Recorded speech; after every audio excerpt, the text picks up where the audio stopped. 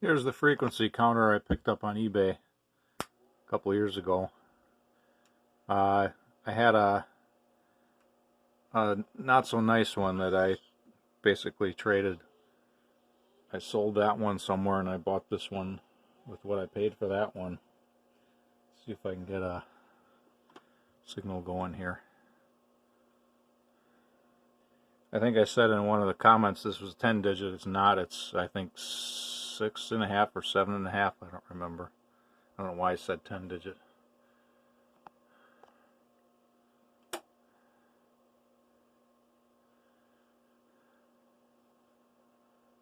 Alright, I should be seeing something. I don't know why I'm not.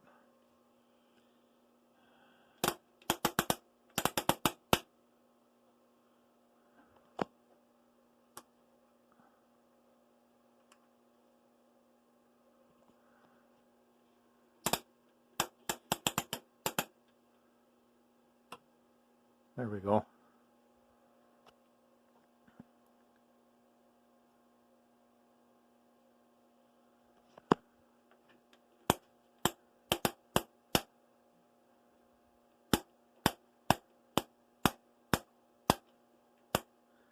It has a count function too, and I don't remember how to use that.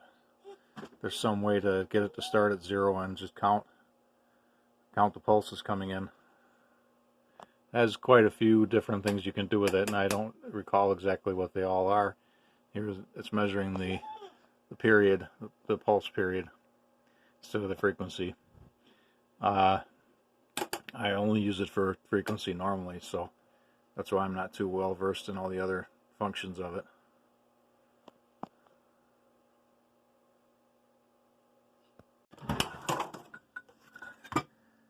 And this is something no one with wrenches should be without. My father taught me this a long time ago. Well, we'll call it a few years ago.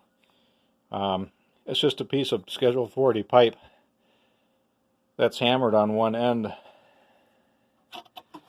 And the reason for that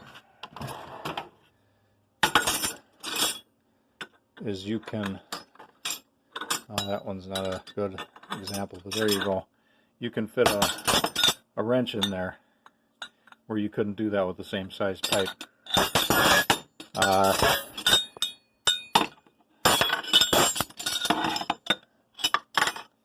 I think I made this particular one to fit the handle on a 30mm ratcheting box wrench a long time ago. But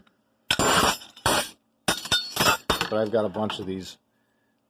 Longer ones are handy too, larger ones, whatever, but really, I don't know how to describe it. That's really something nobody should be without.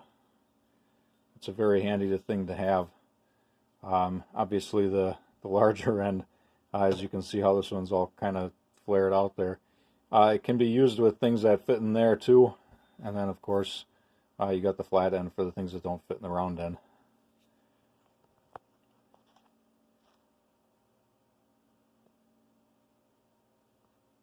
I should mention that it's probably not terribly obvious unless you're well versed in this kind of stuff, but you can extend this. I've got a 3/4 inch socket driver that the handle just fits in there, and then I can put a same size pipe and make it even longer. You can, this is a bad example, but you can put a bigger pipe over the end. You can put a smaller pipe in it that's longer. Of course, you don't need a large pipe out here on the end.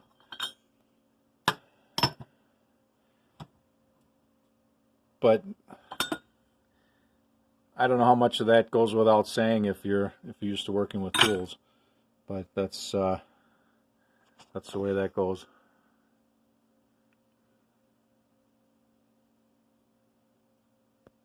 Something else everybody should have if you're doing any kind of metalworking. I'm surprised this isn't a baby food jar, but it's a yeast jar anyway. Not yeast inside, obviously, it's just a acid brush. And what I've got in here is Moly Dee. Now, not everybody's got Moly Dee, but I would recommend that you have that too. It's just a metalworking fluid, basically. You brush that on on the tip of a drill. You can dip a drill right in there. I do that a lot. You can brush it on whatever tool you're cutting with. Saws, end mills, taps especially, and drills of course. But that's an incredibly useful thing to have. The jar will end up filling up with, you can't see it real well here because the contrast keeps changing on the camera, but it always ends up with a bunch of metal chips and stuff in there. And when you get real low like this, I guess you could clean it out and refill it. Otherwise, I don't really pay too much attention. The chips, you know, they come out and get on the brush and you brush them onto whatever you're working with, but you're making chips anyway, so it doesn't really matter.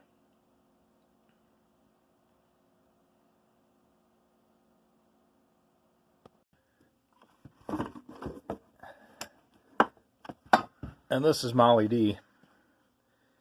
I guess you can live without it, but it really is the greatest thing since sliced bread. So if you can afford it, I would highly recommend it. There's just nothing like it. You know, there's all kinds of competing products, but since the EPA got involved in whatever else, none of these other products are really worth using anymore. Sometimes I buy this stuff just because it's cheap. If I'm going to be pouring it on, I'll get that, but really Moly Dee is the thing to have. And I guess that it's sold as tapping fluid, but I use it for cutting in all different ways. It's pretty versatile.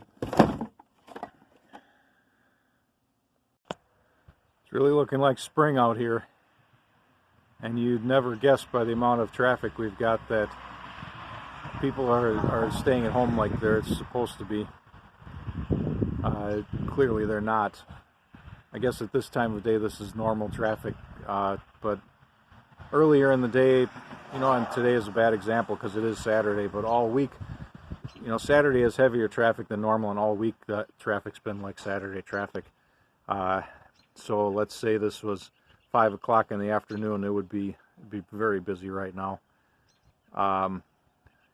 But on days when people aren't going out and doing things, there isn't this much traffic either. So I know people are all going out and doing more stuff than they normally do, and I don't know what everybody's doing. There doesn't seem to me like there's all that much stuff to do other than maybe go to all the different stores and hoard all the toilet paper. I have no idea.